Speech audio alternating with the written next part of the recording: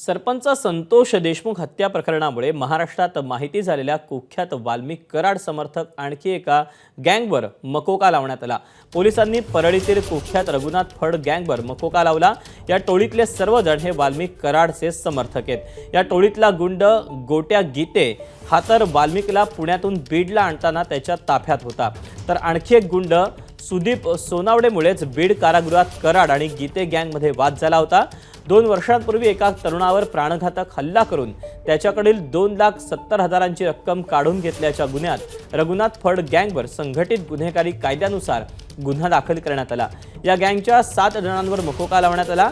5 जणांना पोलिसांनी अटक केली होती, त्यातील 4घांना यापूर्वी जामीन मिळाला। आधी सुदर्शन घुले कराड गँगवर, त्यानंतर आता बीडमधील सनी आठवले गँगवर आणि त्यानंतर आष्टी शिरूरमधील खोक्या भोसले गँगवर मकोका अंतर्गत कारवाई करण्यात आली होती।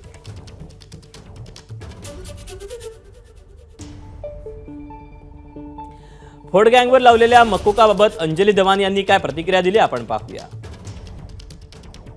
एक जी सुदर्शन घोलेची गँग होती ज्यांनी संतोष देशमुख यांची ती हत्या केली आणि अशा गँग दहशत पसरवणं, खंडणी मागणं आणि पूर्ण दरारा तयार करणं हेच त्यांचं काम होतं।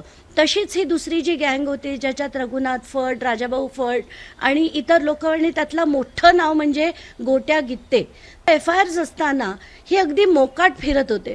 तर म्हणून त्यांच्यावर कारवाई करण्यासाठी मी SP नवनीत कावत यांच्याकडे मागणी केली होती आणि मग जे IG आहेत वीरेंद्र मिश्र त्यांच्याकडनं सही झाल्यानंतर आता सगळ्यांवर मकोका लागलाय।